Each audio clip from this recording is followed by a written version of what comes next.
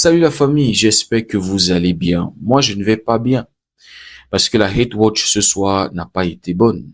Et oui, les amis, nouvelle saison, retour des Hate Watch sur le Real Madrid. C'est-à-dire moi, en tant que anti-madridista, lorsque je me pose devant un match du Real Madrid, c'est avec le cœur rempli de haine, souhaitant le downfall du Real Madrid, souhaitant la défaite du Real Madrid.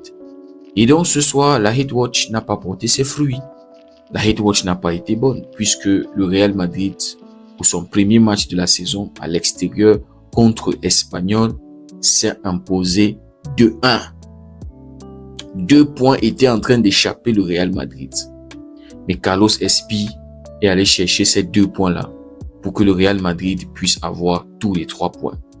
Il ne restait plus que 5 ou 4 minutes pour la fin du match. Espanyol avait tenu bon, mais ils étaient incapables d'aller jusqu'au bout. Carlos Espi, qui était entré en jeu à la 80e minute, 10 minutes plus tard, va marquer le but qui va donner tous les 3 points au Real Madrid. Dégoûté, les gars. Et donc, quand on regarde le match globalement, le Real Madrid mérite cette victoire. Et oui, les gars, le premier truc qui m'avait dégoûté dans ce match, c'est Espanyol qui va se manger l'ouverture du score à la 9e minute. Coup de pied arrêté, coup franc bien tiré par Arda Güler. Jude Bellingham, duel aérien qui va remporter, marquer un but de la tête.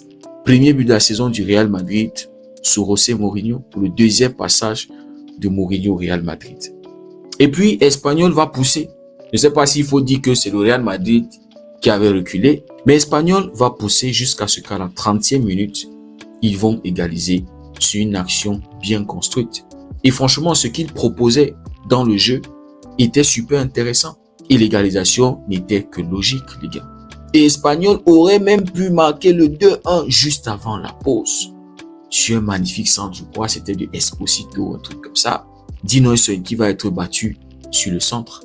Et derrière, personne pour venir placer la tête ou un pied pour essayer de mettre le 2-1. Deuxième mi-temps, 90e minute, tu as Yan Diomandé sur le côté qui va servir Kylian Mbappé. Mbappé qui sera incapable de gérer la balle.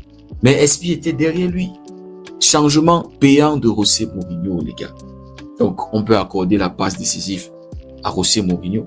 Donc, Espi, en renard de surface, va récupérer la balle, claquer le 2-1 pour le Real Madrid. Victoire logique, puisque Espanyol ne faisait que défendre en deuxième mi-temps. Le Real avait plus la balle, le Real se créait plus d'occasions de but. Oui, les amis. Mbappé aurait même pu mettre le 2-1 sur un coup franc bien tiré, je crois que c'était aussi par Arda Güler qui va arriver sur la tête de Jude Bellingham. Le gardien d'Espanyol, Dimitrovic, je crois, va repousser la balle. Kylian de la tête sera incapable, les goals ouverts. Mais bon, on sait que Kylian Mbappé, le jeu de la tête là, il est nul. Le gars, il va mettre Kylian. Kylian qui a été un flop dans ce match, il faut le dire, les gars. Bien qu'il avait eu des situations intéressantes à marquer, mais il était incapable de les convertir. Et même son frère Vinicius, match super compliqué, les gars. Dribbler un joueur pour Vinicius, c'était super compliqué. C'était tellement chaud sur lui qu'il a commencé à simuler dans la surface, cherchant le penalty. Je pense que c'était une erreur de la part de Vinicius de prolonger au Real Madrid. On verra bien si José Mourinho sera capable de faire Mbappé et Vinicius combiner, être dangereux ensemble, c'est-à-dire briller ensemble dans un match. Dans ce match, les deux ont flop.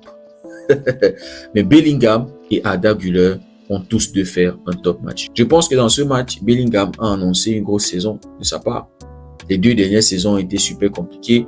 Voilà, avec l'arrivée de Kylian Mbappé qui l'empêche d'avoir cette présence-là dans la surface. Mais il paraît que José Mourinho a demandé à Mbappé de jouer un peu plus souvent sur le côté droit pour que Bellingham puisse aussi être capable d'arriver dans la surface pour intercepter les centres, en fait, pour aussi marquer des buts.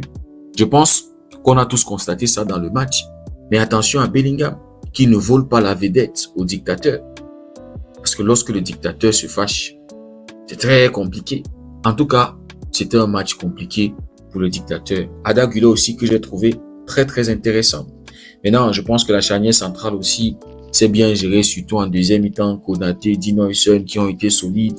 On a eu l'entrée de Cucurella, de Diomandé, Trent, Camavinga, Espi qui va marquer le 2-1 bien sûr. Diomandé qui va faire un match moyen, mais bon, qui est impliqué sur le but du 2-1. En tout cas, les amis, ce n'est qu'un premier match. On ne va pas les juger sur ce match. Souvent, les déplacements espagnols peuvent être très compliqués. Mais bon, le Real Madrid lance sa saison avec une victoire, ce qui est très positif pour le mental. Je pense que le prochain match sera à domicile, si je ne dis pas de bêtises. Demain, c'est à notre tour de bien démarrer notre saison. Ça sera aussi à l'extérieur contre Elche. J'espère qu'on pourra ramener les 3 points et j'espère qu'on pourra faire un clean sheet. Ça va être super compliqué parce qu'on sait que voilà, les gars d'Eder Sarabia, ils aiment marquer des buts. Et nous, au Barça, on a toujours cette fébrilité-là en défense.